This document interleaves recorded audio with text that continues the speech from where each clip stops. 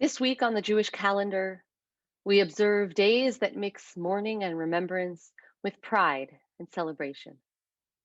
This past week, we marked Yom HaShoah v'Hagvura, Holocaust Remembrance Day, recalling the brave women and men of the Warsaw Ghetto Uprising, while mourning the cruel and unthinkable murder of 6 million Jews. This coming Wednesday, we will observe Yom HaZikaron, when we honor the memory of Israel's fallen soldiers and victims of terror, followed immediately by Yom HaAtzmaut, celebrating the miraculous establishment of the modern state of Israel.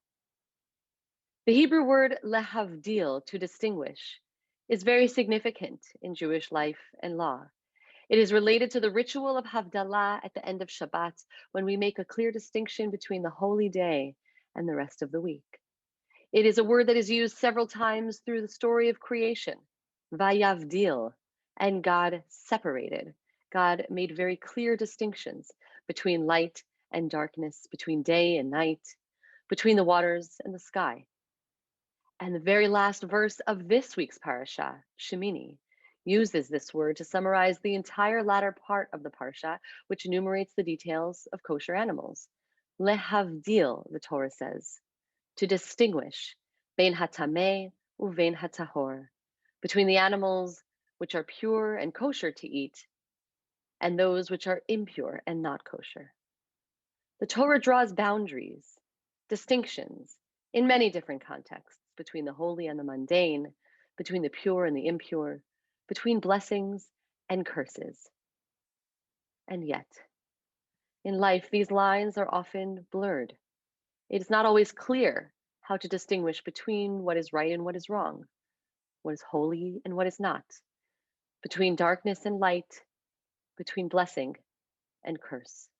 Life throws at us so many challenges and opportunities, and it is not always possible to disentangle, lehavdil, to distinguish one from the other. Nothing says this more clearly than the days that we will mark this week. Yom HaAtzmaut, a day of immense joy, is celebrated with the tears of Yom HaZikaron still running down our cheeks, the bitterness of mourning for young soldiers, and the memory of the destruction of 2/3 of the world's Jews only a few short years before the establishment of the state. Our joy is tempered by our suffering. And similarly, our suffering is given meaning and purpose when we understand that the sacrifices of our brothers and sisters were not in vain. And so it's complicated.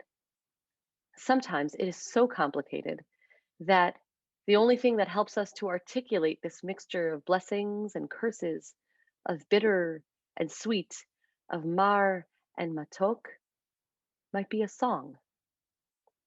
The popular Israeli song Al Kol Eleh was written by Naomi Shemer in 1980 to comfort her sister Ruth on the loss of her husband. It became an anthem of sorts, a way for Israelis as well as Jews around the world to express so much of what we feel when we think of the country and of our history as a nation. The opening line of the song, Al Hadvash ve'al ha'oketz, on the honey and the sting, is actually based on a midrash in the book of Bamidbar, in the context of blessings and curses. The midrash says that what we say to a bee is, I don't want your honey and I don't want your sting. In other words, if you're going to sting me, then never mind, I don't want any of your honey. But what Shemer does with the song is acknowledge that blessings and curses are mixed together in life. If you want the honey, the sweetness of life, it also often comes with a sting, with sorrow, and with sacrifice. Let us honor the sacrifice of our beloved soldiers, as well as those innocent victims of terror.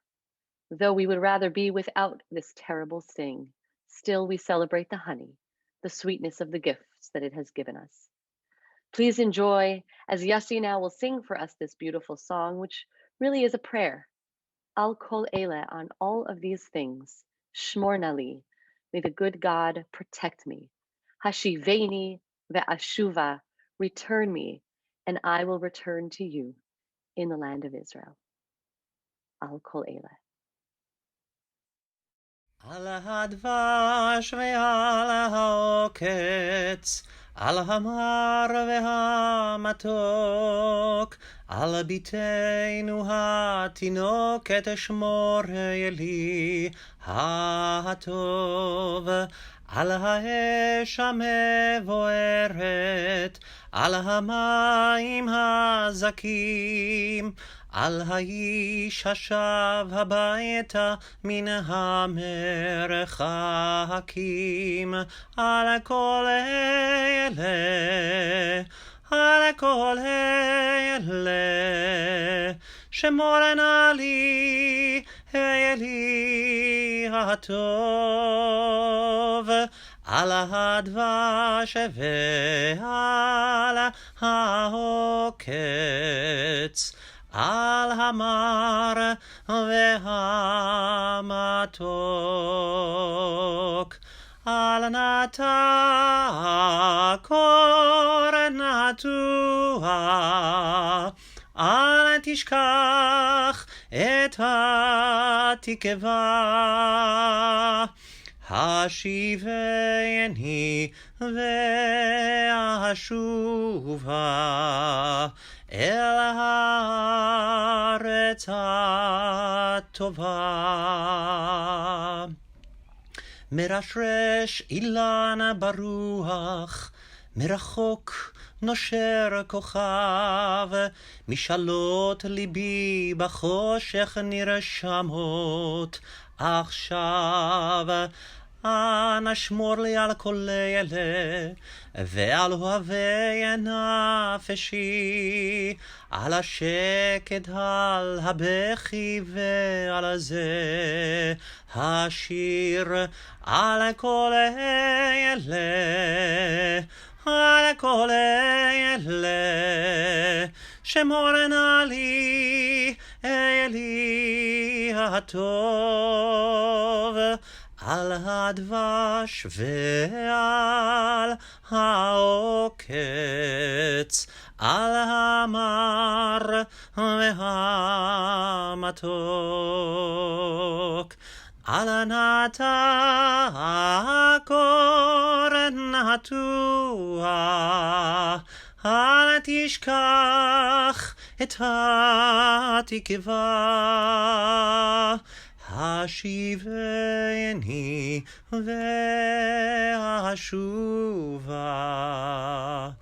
אל הארץ הטובה.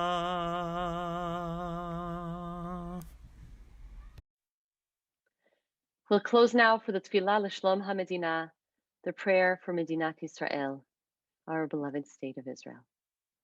Avinu Shebashamayim, Tzur Yisrael v'go'alo, Barech et Medinat Yisrael, Reshit Tzmichat Ge'ulatenu.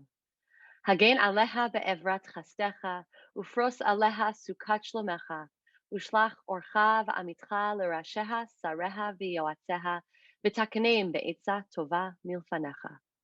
Chazek et yedei meginei eretz kodshenu, v'hanchilem Eloheinu Yeshua va'ateret nitzachon tatrem, v'natata shalom ba'aretz, v'simchat olam leyoshveha. ואת אחינו כל בית ישראל בקודנה בכל ארצות פזוריהם, ותוליכם מהרה קוממיות לציון עירך, ולירושלים משכן שמך, ככתוב בתורת משה עבדך. אם יהיה נידחך בקצה השמיים, משם יקבצך אדוני אלוהיך, ומשם ייקחך. והביאך אדוני אלוהיך אל הארץ אשר ירשו אבותיך וירשת, והיטיבך והרבך מאבותיך. ויחד לבבינו לאהבה וליראה את שמך, ולשמור את כל דברי תורתך, ושלח לנו מהרה בן דוד משיח צדקך, לפדות מחכה קץ ישועתך.